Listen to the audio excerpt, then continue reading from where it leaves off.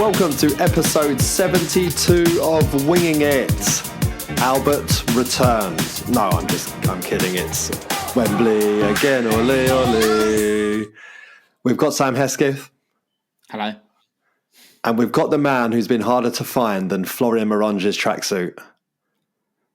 Albert Curley's back. Brr, brr, brr, brr. Jaeger again, ole, ole.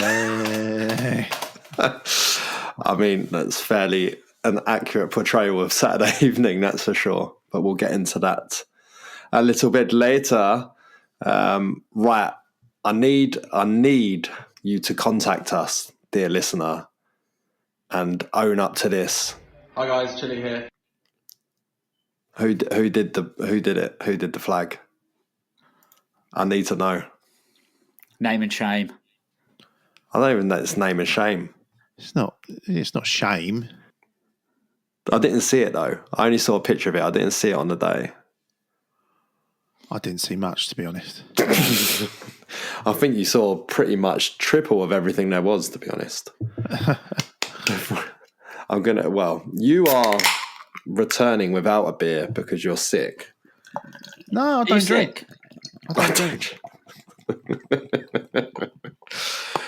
Okay, I've got a Hazy Jane Guava Brewdog. I've had it before, I think, on the pod. Have you missed this, Albert? Can I just say, obviously I was away for a few, and I am sorry, but I've never been fucking happier to miss one than when you two had to fucking go through the 28 goals that we conceded across two games. I felt for you on that one. Yeah, that was a fun one. We somehow got through it. Somehow. A bit like having to get through the High Performance podcast, which actually wasn't bad at all. It was... Glasner was on it. It was released on Monday, finally, after the semi-final. Has anyone else listened to it? No. It's an excellent listen. Glasner is incredible value. Really, really good. Talks a lot about when he nearly died from his brain hemorrhage, which was interesting listening, and just hearing him talk about his recovery from it and everything was amazing, really. So yeah, well worth the time. And I think probably Jake Humphrey's co-host speaks more than Jake Humphrey does on the pod, so I think you can... Okay, that was going to be my question. If you're Jake Humphrey adverse, you can. It'll be all right. And he's actually very kind about Palace fans as well, for talking about how every time Glasner or Jake Humphrey? No, Jake Humphrey. Every time he came across Palace fans in his TV broadcast days, he said we were always a good bunch, which reflects well on me because he did interview me once for about 10 minutes. So I think it's just down to me, effectively. I think that's this one. Ding. Are we doing Media Watch anymore? We can do Media Watch if you want. We are now officially the podcast provider to the Observer's new fanfare section. There we are, yeah. Hesketh's holding it up. My neighbour put it through my letterbox because he's still... And the article. And a wee... So yeah, on Sundays, that's in print in the Observer and will be digital as well at some point. It's my favourite between 100 and 120 word limit. It's infuriating to get any real message across. But try harder. Didn't we get a shout out on another podcast recently? Apparently so. But apparently the shout out was behind a paywall, so I haven't been able to listen to it. That's how hot shit we are. You got to pay to hear other people shout out talk about us. So, and it was the New Scientist Weekly podcast. Believe it or not.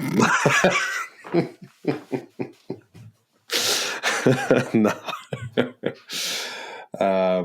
Craft Beer Crew. Hey, Craft Beer Crew podcast, if you're out there, and if there is one. I think we're on it now, aren't we? Fucking hell. We're up for discussions. Episode 72. I don't even think I've had a beer on the last 2 episodes. I can't remember, but I don't think I have. I actually had a special beer set up for tonight. I bought, Albert, you would have seen this. You tried it on the weekend.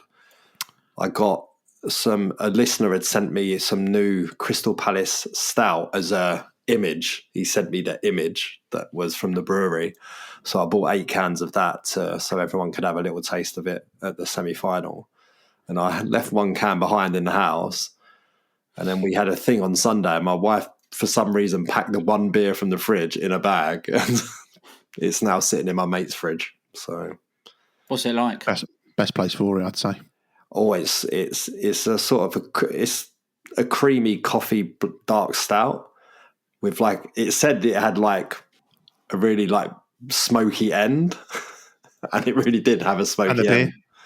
And yeah, had a very smoky end, but yeah, it was delicious. I think I'll try and retrieve that beer and drink it next week or something. Very nice. I didn't try it. It looked very nice. The fact it was Crystal Palace is a very nice can. And then someone poured it out, and I thought there'd been an accident. Yeah. So, all right. So let's get into the day then. Hesketh, you'll have to go first. What a day! Me and Albert shared much of the day together. Yeah. So I want to know what did you do before? Well, I have to because much like the Arsenal game, it wasn't with me and Albert. It wasn't with you and Albert. And what I was going to say was it is one of the best days, maybe ever. But now you said it wasn't with you and Albert, it makes it sound like it would have been definitely the best day ever. Slightly less good if I had been with you two. Hey, we got together at some point. We saw you in the evening. We did. So we got there in the end. So yeah, me and a few others, it ended up being quite a lot actually, 30 odd people, went to a pub in Farringdon, which is sort of just far enough away that it wasn't full of people, but also 5 minutes walk from the tube. The funny thing was when we were walking towards there was a sort of 3 or 4 people who stood outside in proper top and tail suits, very, very smart. And they'd obviously just had a wedding nearby and expected this pub to be very quiet on a Saturday. And I was leaning sort of by the bar when these 2 very smartly dressed women walked in, and I could definitely mouth read fucking football fans, and they just did a Grandpa Simpson and just turned straight out and walked out again. Which bar were you in Farringdon? It's called, I think, the Butcher's Hook and Cleaver. Yeah, okay. It's very nice. It was quite chilled out. A lot of people there, met some people that I didn't know, which was nice. We had a very sad chat about Palace tops across the years, which I actually enjoy having a conversation about, but I understand that some people might think that it's fucking sad. What did you plump for? What was your shirt of choice for the day? See, I just wear the current season shirt, so I'm really boring.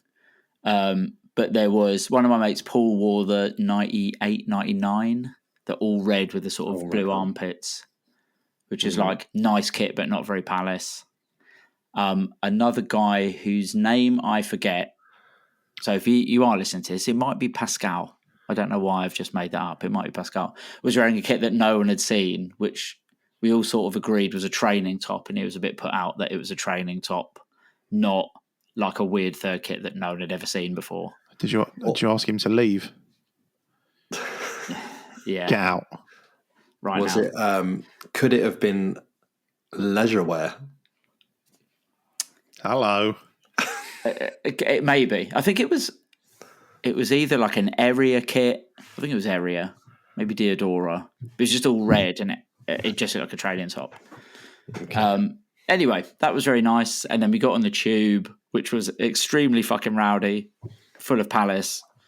But again, when we got on at Farringdon, there were 5 or 6 people who were just going about their day. And when everyone got on, they were just like, oh, for fuck's sake. And they were sort of boxed in on the Met line. You know, you have the sort of seats facing each other.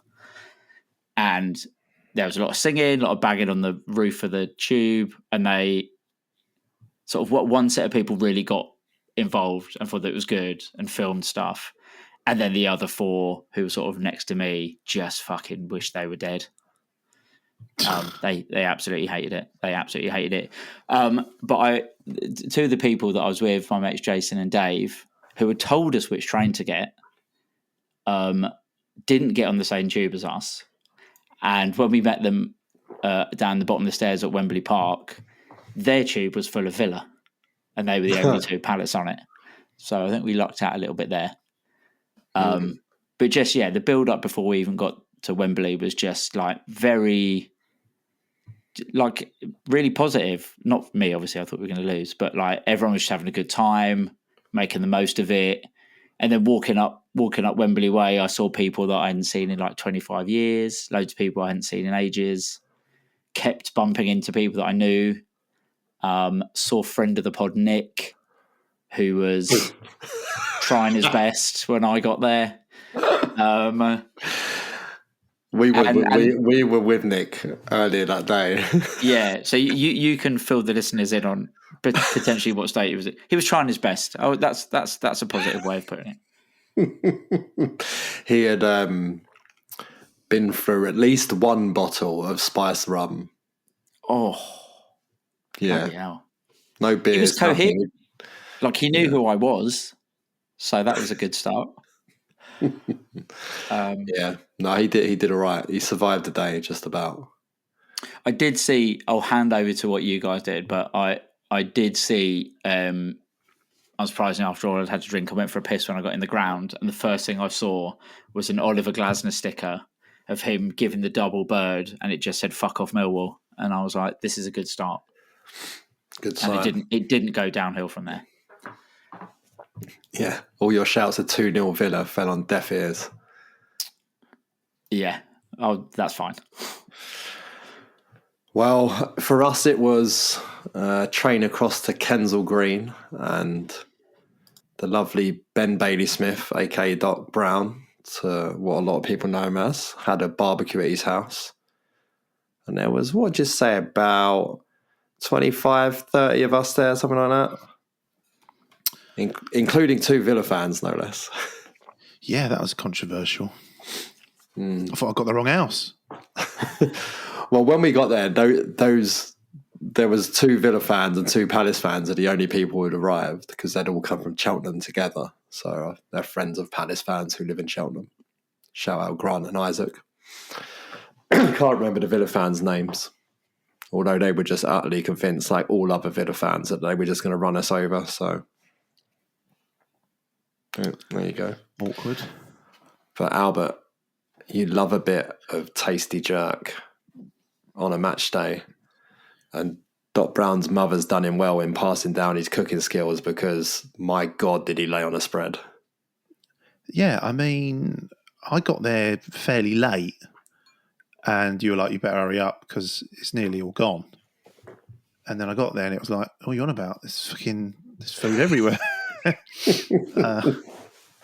Yeah, I mean, I obviously, as a big proponent of the tasty jerk, I have like a Pavlovian dog reaction of if I think about going to see Palace, I can sort of taste and salivate over imaginary Caribbean food. So to go and see Palace, not at Selhurst, and still get that box ticked was an honour. I mean, it was outright. Those rice and peas were outrageously good. And I actually think it was that dumpling that you were like, there's one left, go get it. Go get it. I think it was that probably kept me on the right side of not blowing up 10 hours later. Save the day, yeah. That's what I mean. Yeah. It was a touch and go. If you hadn't had that dumpling, you would have face planted the Green Man floor. Maybe, yeah. But what was amusing is that we were joking that Doc hustled us for Aki. He was like, in our WhatsApp group, I need Aki. There's an Aki shortage. No one's got Aki in Northwest London. I need it for the Aki and saltfish. So I was like, all right, I'm South Norwood's going to have Aki. I'll bring some Aki. So find the Aki, bring it over. It turns out 6 separate people bring 2 cans of Aki each at circa £6 a can. So have you just hustled us for a year's supply of Aki? Is that what it was? I like it.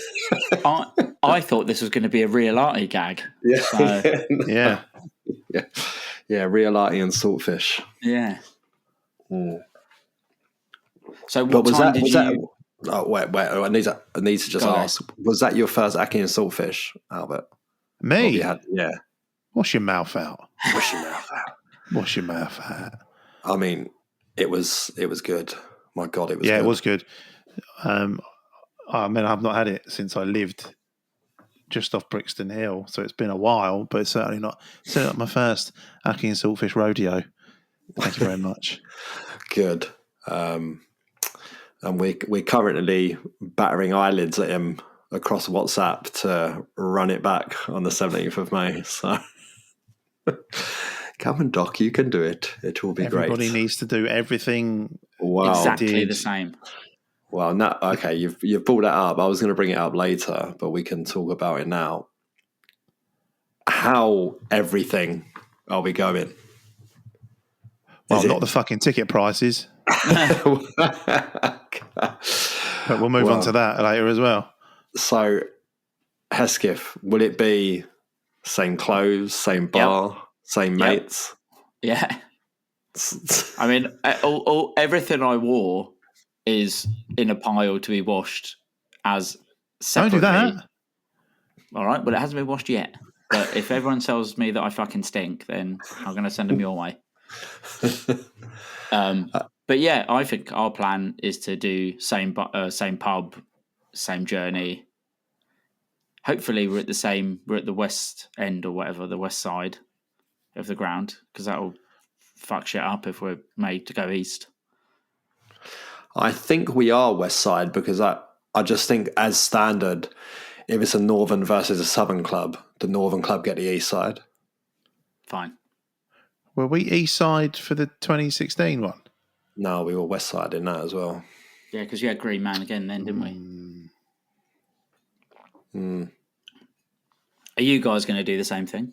Doc, if you're listening, I'm going to add a voice to it. I know you don't care. You've got to do it again. Yeah, no, I think you got enough Aki, for fuck's sake. I think he's well up. I think he's well up for it, to be honest. Well, I'm only 5 stops from Wembley, and the thoughts crossed my mind. Yeah. Well, Albert needed to come because he was on his fucking Jack Jones. He was going to Wembley on his own, it seemed like at one point. Well, no, I was meant to... it all got very confusing with my family. There was plans to go into town, but Joe was working, so I was on the morning, early afternoon shift, so I couldn't make it into town. Then my brother said he was going to cancel going into town, and then I got off the clock a little bit early, and I was like, "Where are you?" He went, "Oh, we're actually in town." I was like, "Oh, right, well, it's too late for me to go into town," so that's why the beers and the jerk chicken were much welcomed, and so I don't know what happened really, and he was meant to come to the Green Man after my brother, but he sort of pussied out. That's the only way I can sort of. He was at the game though. He was at the game, yeah. I was sat with him. We were like, let's meet at Wembley, and then which we did. Ultimately, we all met on the steps about 10 minutes, 15 minutes before kickoff. That makes me feel sick, by the way. Why? It might have been earlier. I can't remember. That's way too close to kick-off, mate. No, it might have been earlier. Wasn't I with you, Terence? Didn't we? We were in that pub, right? Yeah, no, I was there. Yeah, we walked down Wembley Way and then went in a pub. But I think I was sat in my seat with Sergio about 35 minutes to go to kick off. So I was in there like by then, and then I was just like, I can't sit here for the next 35 minutes. I need to go for a walk. So I wandered off up round the back. I came to look for you, Hesketh. I thought you were straddling blocks 132 and 133. Yeah, something like that. But I couldn't see you. Did come across Carl, who was probably the drunkest I've ever seen him. He was there talking about destiny, and he wasn't wrong. He wasn't wrong. So, did you leave the pub? Did you leave me in the pub? You and Sergio. I can't really remember, to be honest. Yeah, it's all very hazy. I think we left at about the same time, Yeah. roughly. Things got really murky at half time when I bought a round of beers and a round of cups of tea to throw the tea away and put the beer in the teacups and take them into the stands. You definitely needed that. Yeah. Take the edge off. I tell you what this day's been missing so far. Beer and a teacup. It was when we got into this pub on Wembley Way and he got Jaeger around the Jaeger bombs. It's just like before the game. Yeah, it's a fucking special occasion. Jeez. So then we're in the ground now, seen everyone, go back to the seats, and we get the display unfurled. I mean, I'm not sure what their one was fucking all about. Apparently it was a recycled one from one of their European nights against Bologna at home, which made it obviously look very small because it was made for Villa Park, not for Wembley. But the less said about theirs, the better. And then it seems like our one started to make a lot of things started to make sense. We had Take My Hand, Take My Whole Life Too, which is, the words in the song that we played. Who did we? Brentford, was it? No, Brentford, Bournemouth. Yeah. So we draw in the 0-0 draw with Bournemouth. Elvis Presley blares out of the speakers that, if it was on your iPhone, it would definitely tell you to turn it down because you're hurting your ears. It was as loud as your sneeze the other week. But then we all start drawing, conclusions that, this is like 3D chess from the HF. This was going to be on the display, so we'll play Elvis as a little teaser. Turns out it's pure fucking coincidence. Get out. It is pure coincidence that Elvis was played at Selhurst on the Saturday and then this was in the display. No way. Yeah. Not buying it. Listen to this. Where was it? It was Carl was having a chat with Steve and it's come out of that. And here we go. He says, when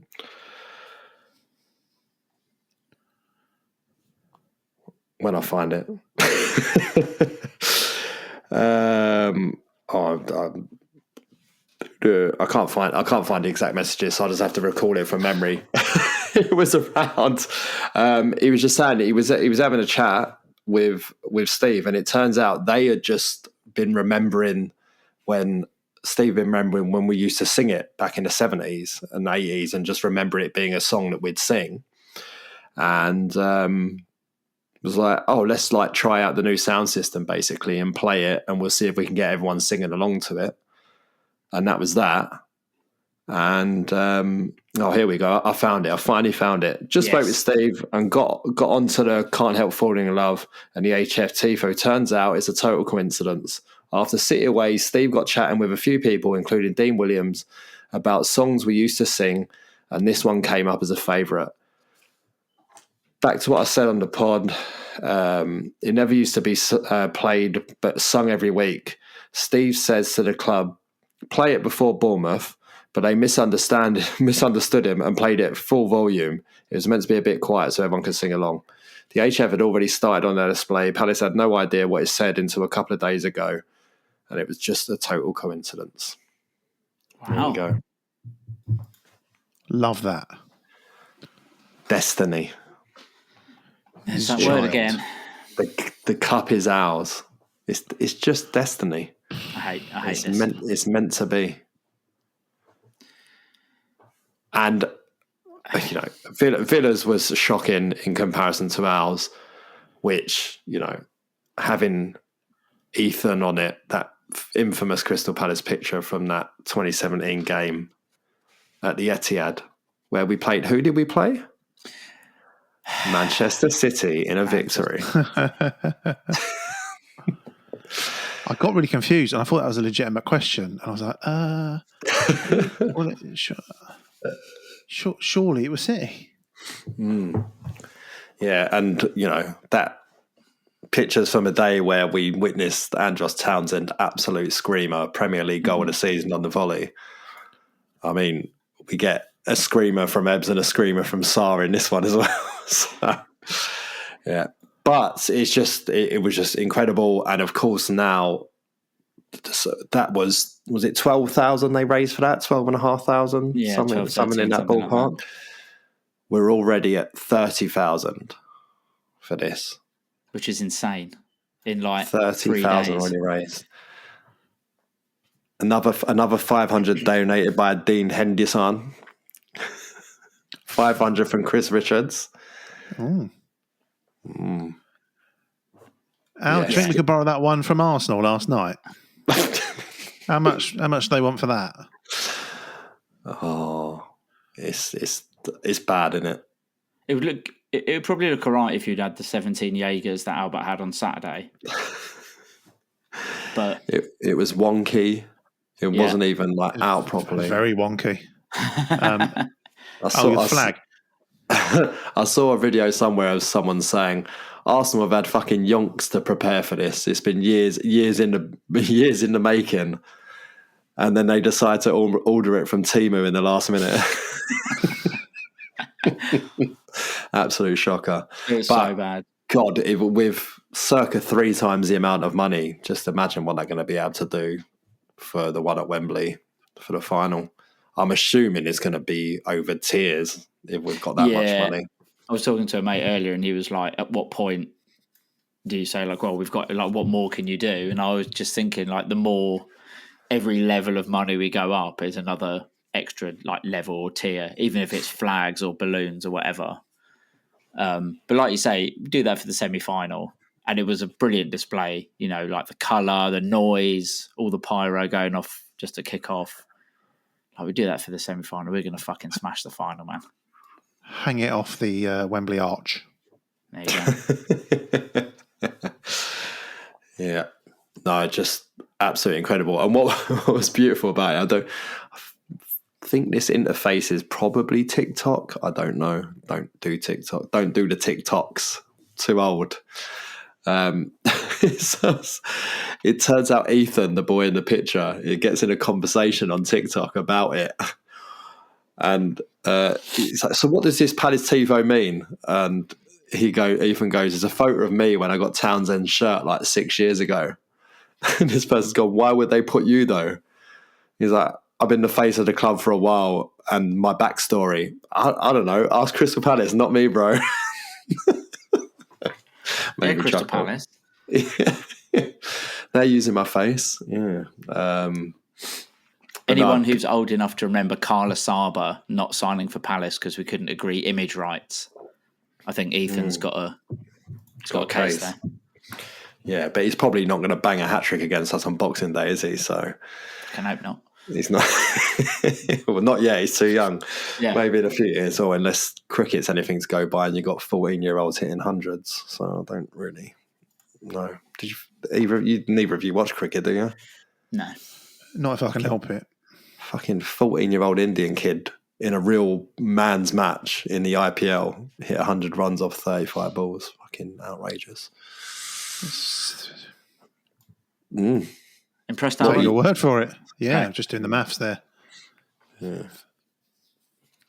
You might have wanked into 100 socks in 35 seconds when you were 14. Definitely talking to you, Albert. That was unnecessary. Welcome back. Welcome back. We've missed you. We've missed you.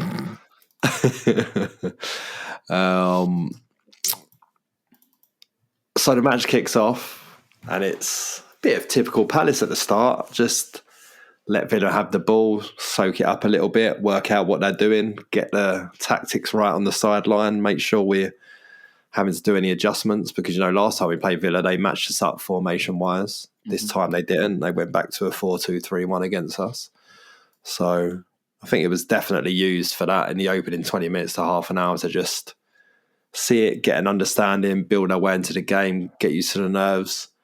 Saying that, Hesketh, Maxime Sakwa was incredibly hyped up at the start when he made that tackle in the first minute. Yeah, he was fucking screaming. hulking up on the touchline. But Villa arguably on top. I think Rodgers just sort of shanks a shot wide. But ultimately, first time we go forward, we score, but it's disallowed. Was that? What do you think, Albert? I want you to really dig deep into your memory here and recall how you felt during the time. Now, this I can remember. Obviously, down the far end where I was, didn't have the best view of it, but it had the whiff of soft in real time, and it's only when you see replay back that I think it's a disgraceful decision. Actually, I think it's really bad that you then get into the whole VAR should overturn it, but it's not clear and obvious. Blah, blah, blah, blah. But sort of skipping to the end a little bit, I feel like, and I'm not saying this is a foul, but I feel that I don't know which Villa player it is, but whichever Villa player it is that Nketiah robs. Both times. It's Konza. Was it Konza as well? Yeah, I think that what Nketiah does to Konza for the third goal is a bigger shout for a foul. So it's just I thought the referee was decent on the whole, but I thought that's a shocker of a decision, really. Yeah, I thought it kind of amounts to the same thing, but Anthony Taylor really done a really good job because he went to blow the whistle immediately and then stopped, was like, let me let it play through. And he lets it play through and Mateta scores and then he immediately blows the whistle. It's like, it amounts to the same thing because they're now never going to be able to overturn it unless it's like an absolute shit show. But the way there should be a rule written into VAR that if arms are thrown up in the air in attempt to make it look worse than it is, then it's immediately overruled because it was a joke. This is the man who's better than Mark Gay, by the way, as well. I mean, he had a Not on that day, time. A torrid time. He really did, didn't he? And eventually we start to get into the game. By design as well, as I said, because it was definitely having a look at what they were doing in the opening, and it's no surprise that it's Daniel Munoz jumps, Villa shit themselves. Sarr is all of a sudden all over the centre back, and it's kicked straight into him. But Hesketh to finish from, well, first of all, little drop of the shoulder from Sarr to get inside, but the finish from Eberechi is just unbelievable. Yeah. Yeah, to be honest, I love everything about the goal. The knowing when to press, Sarr getting the ball, sort of running down the block that he'd made, and actually, there's an angle where it's sort of on the touchline where you see his pass to Eze is actually fucking sensational because there's so many bodies in and around where he is. But yeah, I mean, Ebbs knew what he was going to do, and we've said. With stats now that you sent over, Terence, springtime Ebbs is well and truly here. Knew exactly what I was going to do and just fucking pinged it. And I mean, we're going to talk about all the goals. The two Sarr goals, it was great being down the end. He scored those goals. But with Eze's, I actually think it was good that it was up the other end, just because you can just see what's happening and seeing him ping it and it just flying in from a distance was absolutely brilliant. Who's he pointing at, Albert, in the goal celebration? I hope it's Martinez. So I do as well. I actually think I hope it's Martinez, but there's two Palace subs by the corner flag that celebrate when it goes in, and I think he's facing them. I think it might be Nketiah. Oh, okay. Which is not quite as funny as putting up Martinez. I didn't feel like he was facing the corner that much, but I might be wrong. I was assuming it was a camera, like he picked out a cameraman or something. But yeah, I don't know. But yeah, odd celebration, but it did actually look really good. I did put it on socials. I thoroughly enjoyed the picture of it's everyone celebrating with Ebbs, but Matty Cash is for some reason just on the edge of the picture. And I just couldn't help but laugh because I was like, must be exactly what it's like when he's on international duty with Poland. Cash just in the middle of a bunch of people, just like he doesn't know. Just what am I doing here? What am I doing here? But Springtime Ebbs backs it up with a stat. So I only looked at Premier League goals. Mm-hmm. Before game week 30, which is just before April, 16 goals in 105 games in the Premier League. After game week 29, 30 through 38, which is basically April onwards, 16 goals in 36 games. Crazy. So half of his goals literally have come in the springtime in the Premier League, which is astonishing. That's when he loves Easter. It's when the stats back up the eye test. That's what that is. Yeah. Feels good. He has risen. Yeah. He is risen. Yeah. Then, I mean, I started to get way more relaxed as the game went on. I was a bit stressed in the opening half an hour. Villa get a couple of crosses in and whatever, and after we score, Konza has a header that Henderson does well to save from maybe a corner or might have been a corner, pushed wide.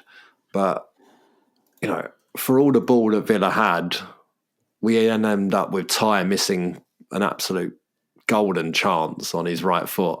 There's so many great things about how bad the finish was because he's a professional footballer who had a swing at the ball and completely missed it, albeit with his weaker foot. But it was the way. Did you see when he pulled his shirt over his head and you got like the mould of his face through the shirt? It just looks so funny. If you haven't noticed that in the replays, go back and have a look because it looks like he even breathes the shirt into his like gullet or something. It's just, very, very amusing. But we get to half time and it's, unbelievable, really, Albert.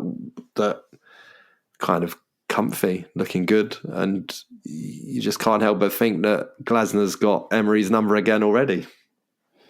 It's very easy to say that after the fact, but like you say, during the game, it was very tense, and despite it, being a great occasion and being slightly well oiled, it was still a bit like, this is it's a big occasion, man. It was such a great day, but to look comfortable was great. Like you say, they had a couple of.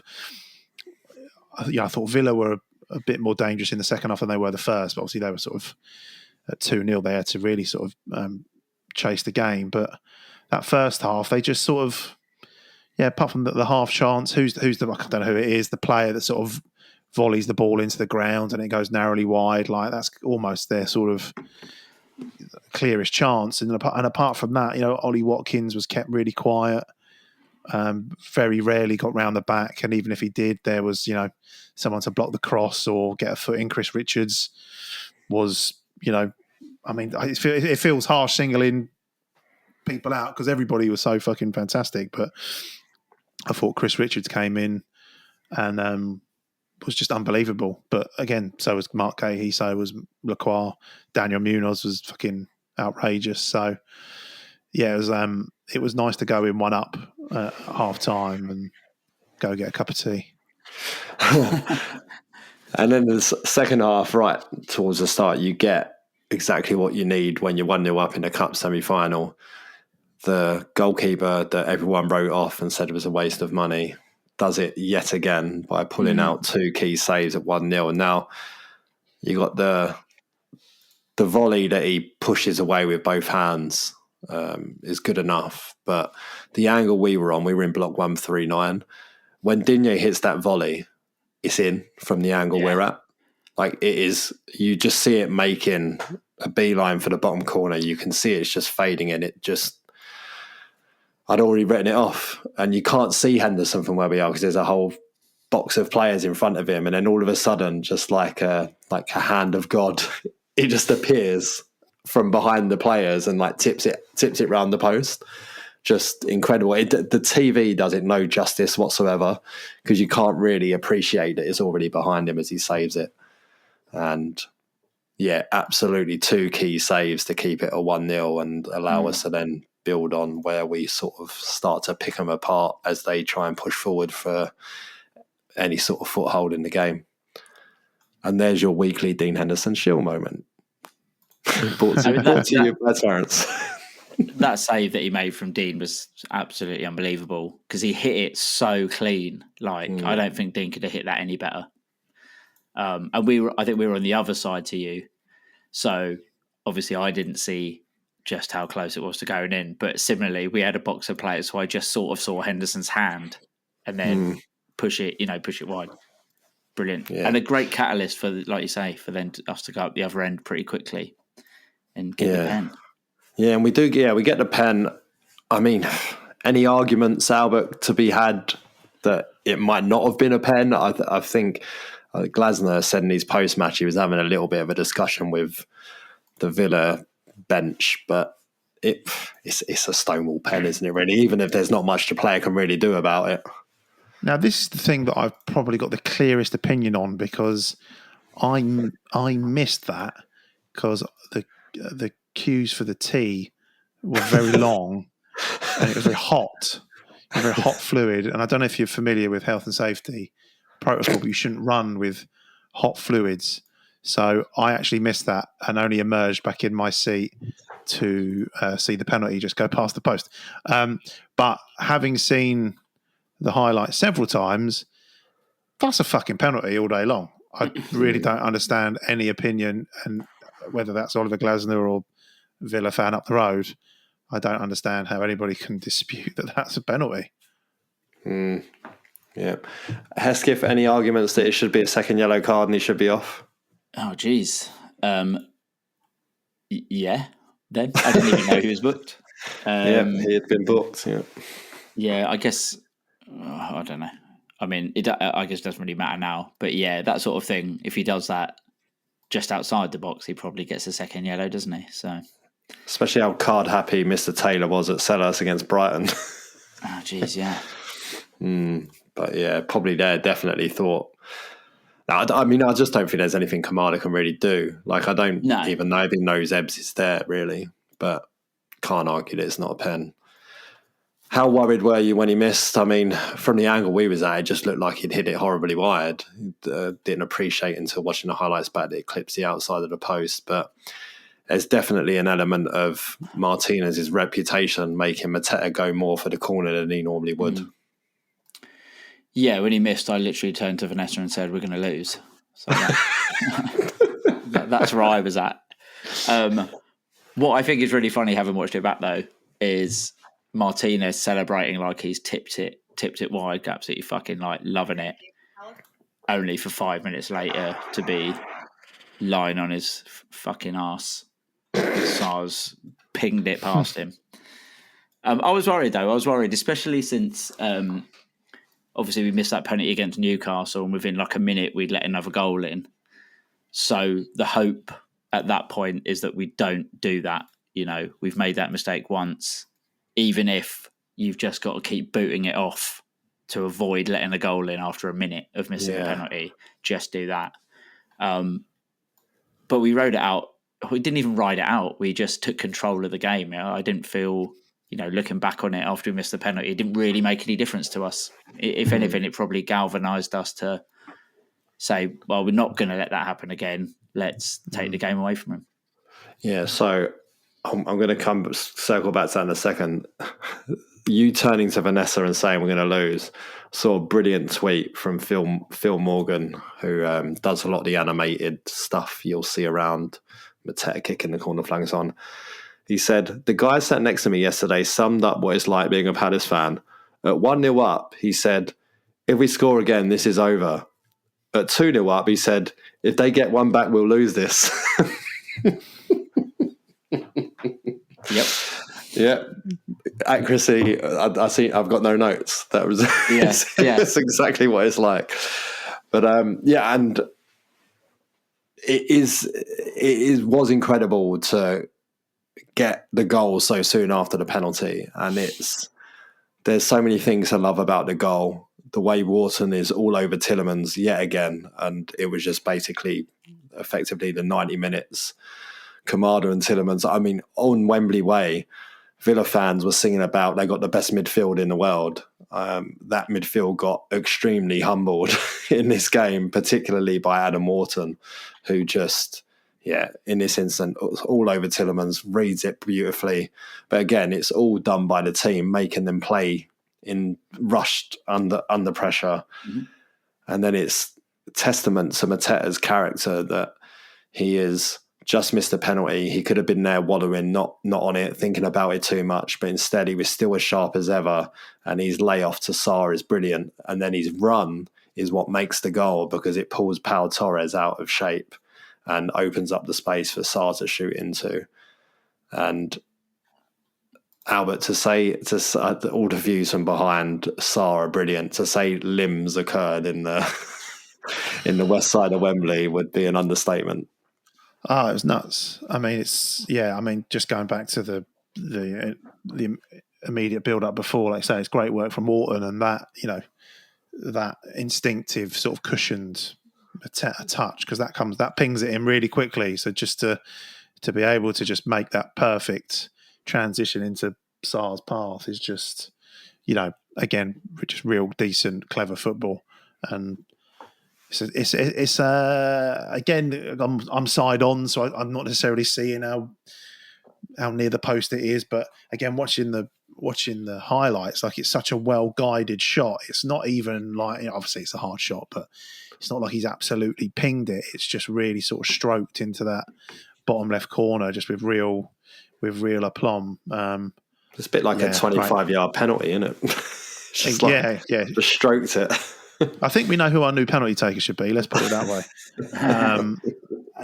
Just a great finish, and madness. Just fucking my Phantomentos went fucking everywhere at that point. The Phantomentos.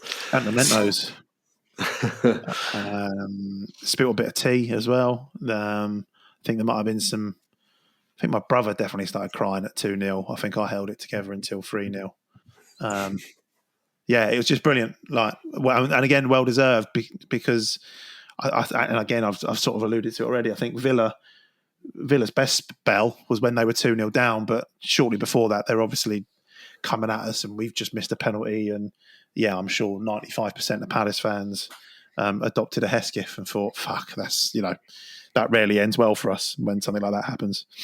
But the team just carried on and carried on playing the game that they were doing. And fully deserved 2-0 lead at that point. Yeah, and changes start to happen, particularly on Villa's side. And Bailey, you wonder why he wasn't on from the start, because his direct gave him some width. And I really think this is where Ty came into his own, though, as well, to be honest. Like, on a yellow card as well, from pretty, halfway through the first half, or whatever it was, a little bit earlier than that.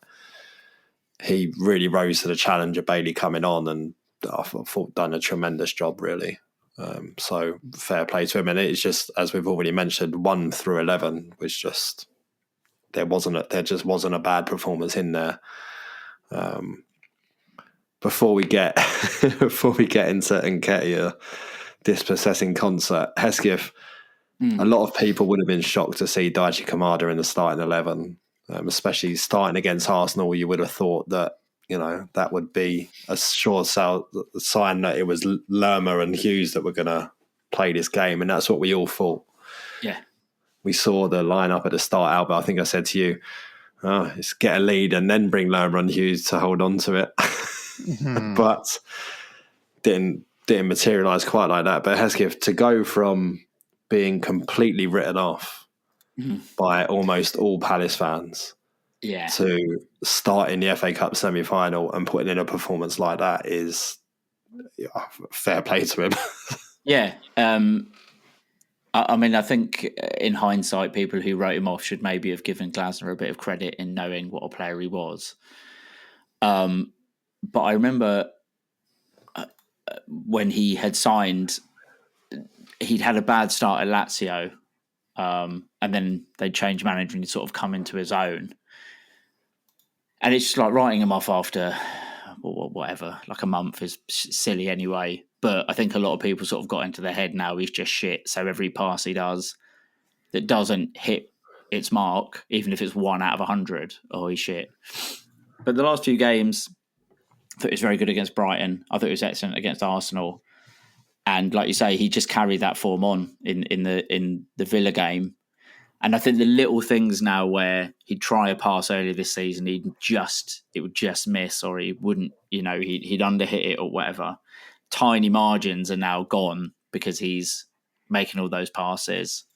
There was a bit at the end, which I've seen in one of the videos as well, where he just sort of like feints past 2 players near the end and breaks away from like 3 Villa players in our box.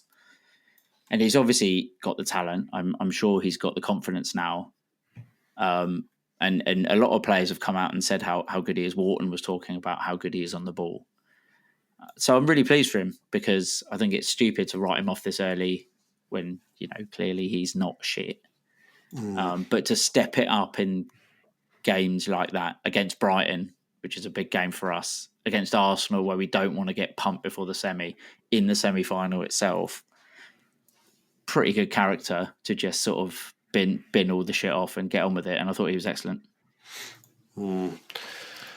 Just very quickly, whilst you just reminded me of something, talking of jinking past whatever you said to describe getting past a couple of players, shout out Mateta on the touchline in the first half with the old, I don't even know what that's called, where he was out on the touchline and he really slowed it down, and then like just chips and run.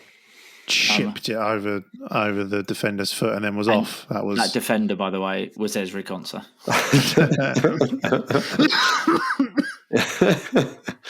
Yeah, still not recovered from all those Jaeger bombs on the weekend. I only had 2. You're making it up.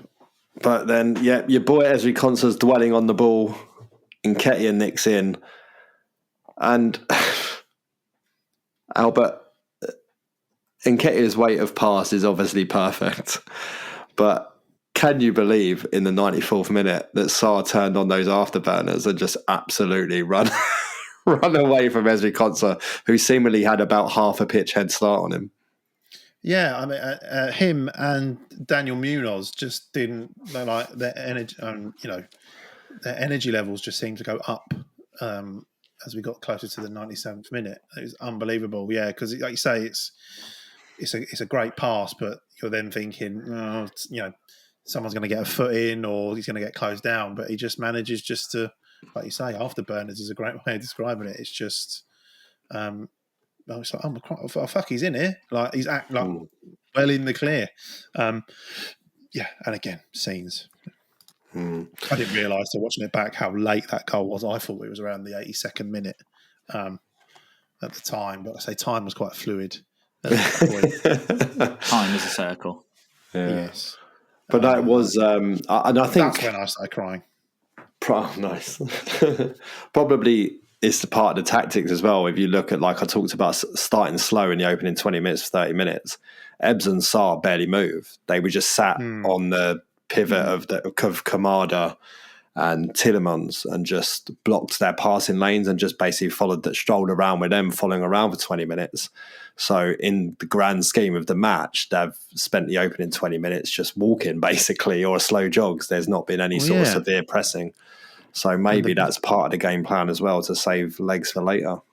And like the ball spent in the first 20 minutes, for 5 minutes of that, the ball was just at fucking Martinez's feet.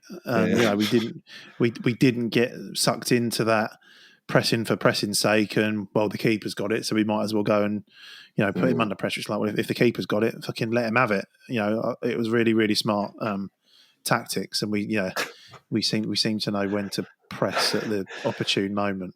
Shows how much goodwill Oliver Glasner's brought, because when Roy Hodgson tried that approach against Spurs, I think the stadium wanted to lynch him.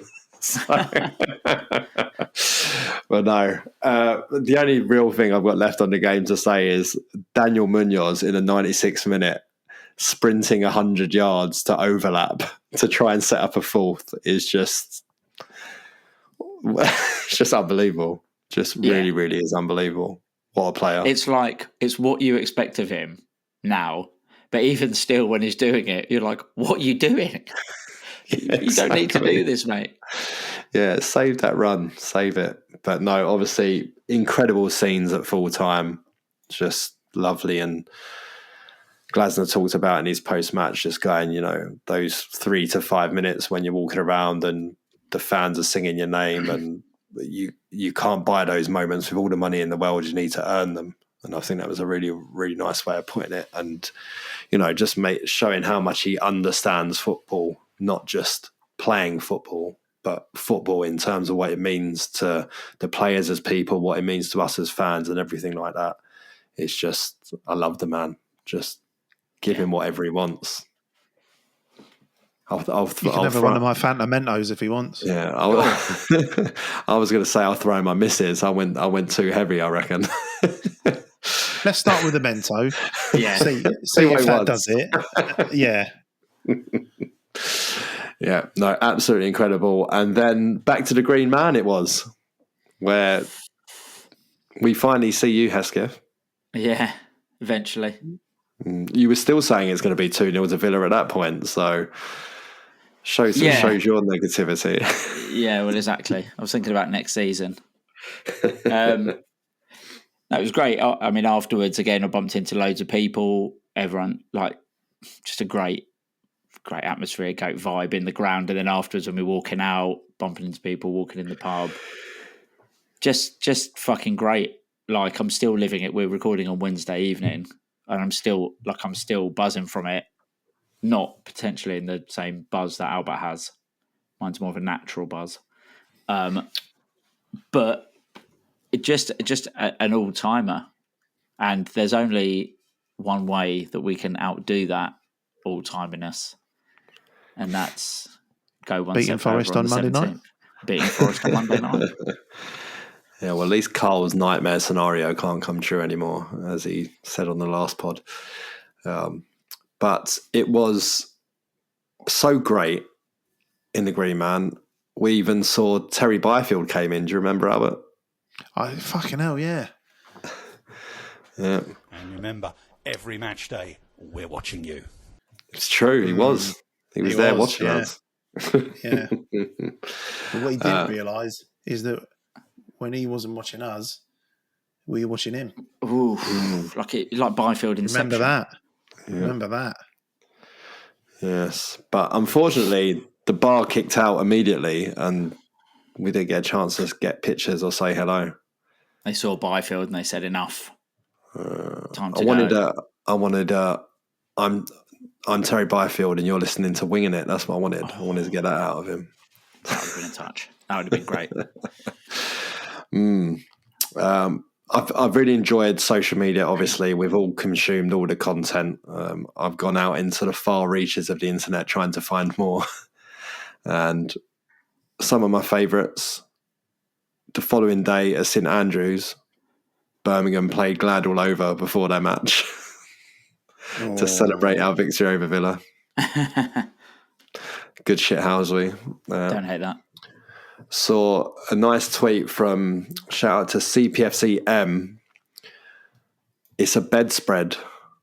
I mean, this one's it's a bit weird, this one. It's a bedspread with Crystal Palace bed sheets on. It says, my daughter's boyfriend is a Villa fan and tomorrow he's coming to stay for a couple of nights.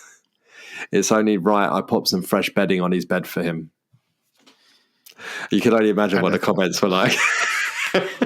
And a turd under the pillow. Yeah. So then, obviously, City go on and beat Forest the following day. Thought Forest were really unlucky eventually, had some great chances, hit the woodwork 3 times, missed a bit of a sitter. So really unfortunate for them that they didn't have their shooting boots on for the day, but might be a good thing because a bit of a bogey club for us, Forest. A bit like we are for Villa, I guess. But so City in the final. Good news is, looks like Rodri and Haaland will both be back for the final.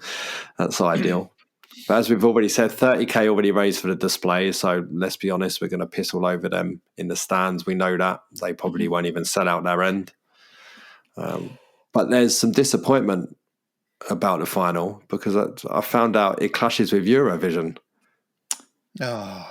Well, someone texted me earlier to say the rumour is it's going to be a 3:00 kickoff. 3:00 kickoff, so it doesn't clash with Eurovision. So it doesn't clash with Eurovision. Yeah, but unless they got big screens up in the Green Man after showing Eurovision, I'm not really sure I'm going to watch it. But yeah, the Venn diagram of FA Cup and Eurovision is pretty small, I would have thought. We're meant to be at Friends for dinner that night, and Joe said, "Don't worry, I've warned him. You might be late." Late by 72 hours late. Yeah, I was like, if we win, I'm going to be about 10 days late. You won't see me for a while. Yeah, look for me on the roof of the Arthur Waite stand celebrating with like a Bluetooth speaker. Because that's probably where I'll be. Unfortunately, Eurovision or not, just aside, I don't think there's going to be a repeat of Doc Brown and Verb T doing a cup final song. Shame. All right, now, I get that. Listen, I get the hint. Albert's going to drop some fire. I'll bloody do it. It's fine. He's in the booth.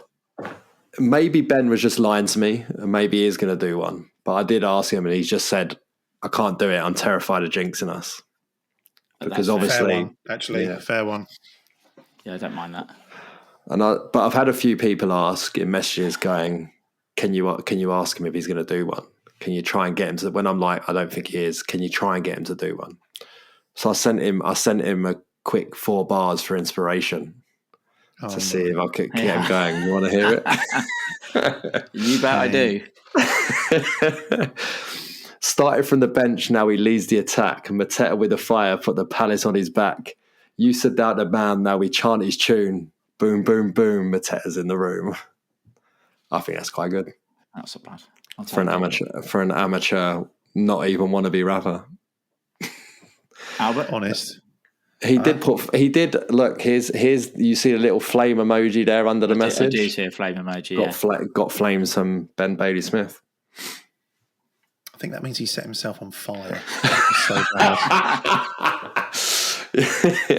Yeah, he recreated the Rage Against the Machine album cover in disgust.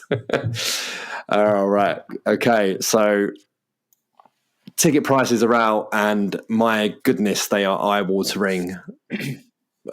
Premium level 2, £285. Level 2, £255. Category 1, 175, which was 90 for the semi-final. Category 2, 125, which was 72.50 for the final.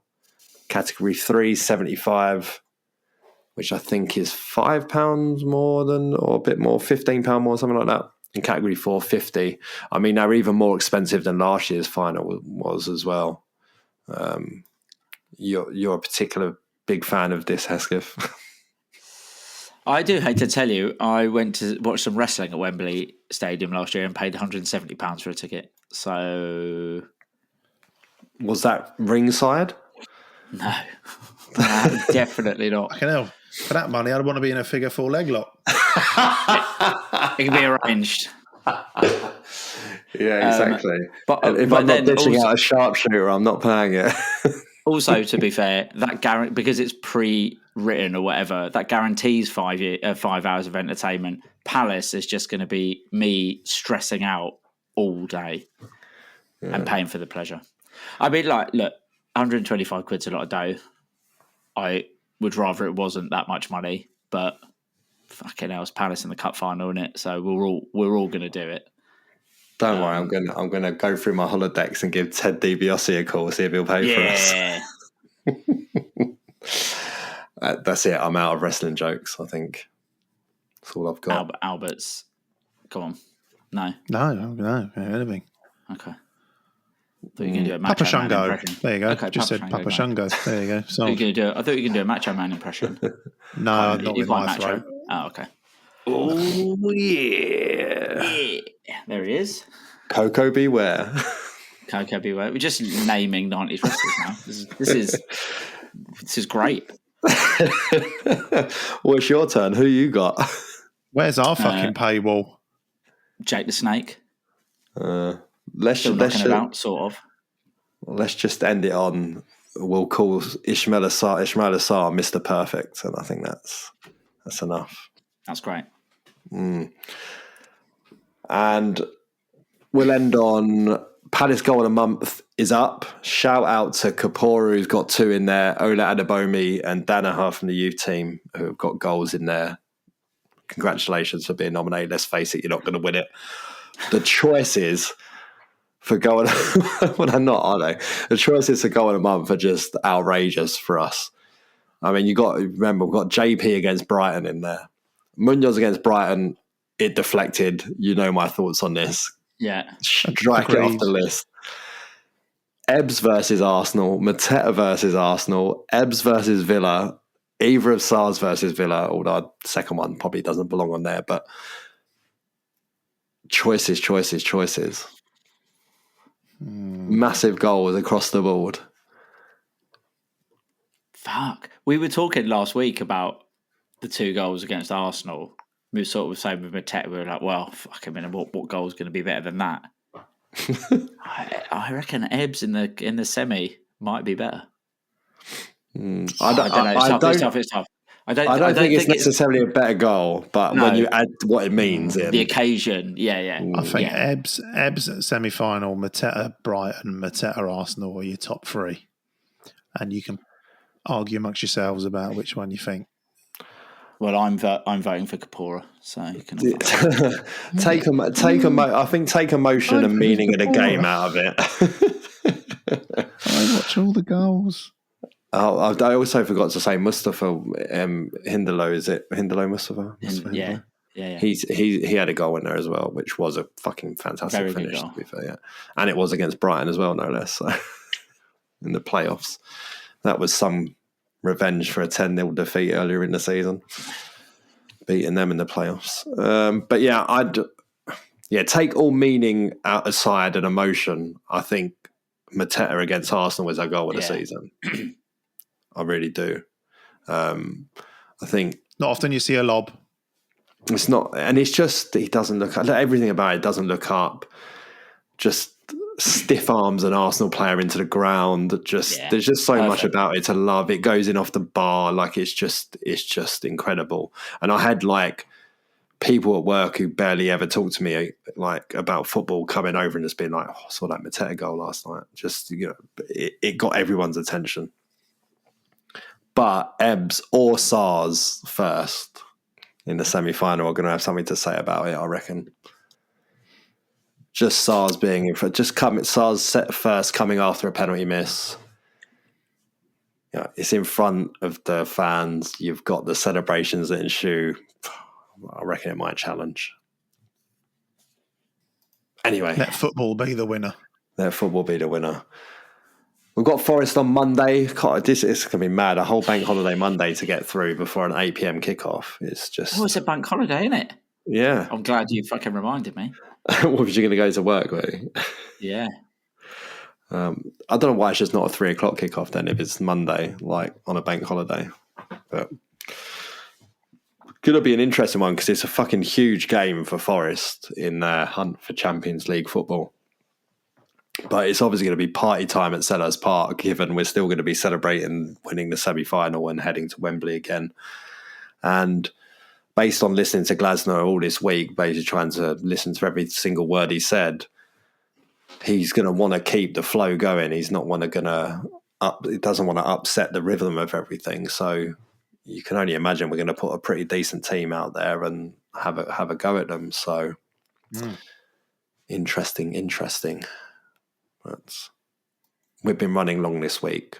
I think rightly so, considering the game we had to cover. But we'll finish there. All I've got left to say is please go to our link on our Instagram. I'll put it up and again in the stories and on social media. We've got links out there to fill out a survey. Just go and fill it out for us, please. It takes 10 minutes, so I know it's a generous ask, but please fill it out. And follow us on the socials, like, subscribe, leave 5-star reviews. We never do all that shit, do we? We should really ask people to do it. My favourite.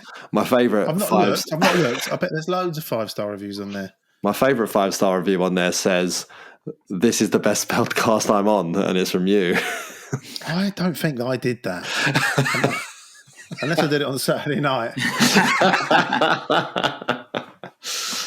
No, but it was great to have you back, Albert. I know you're feeling a little bit under the weather as well, so go and get in bed.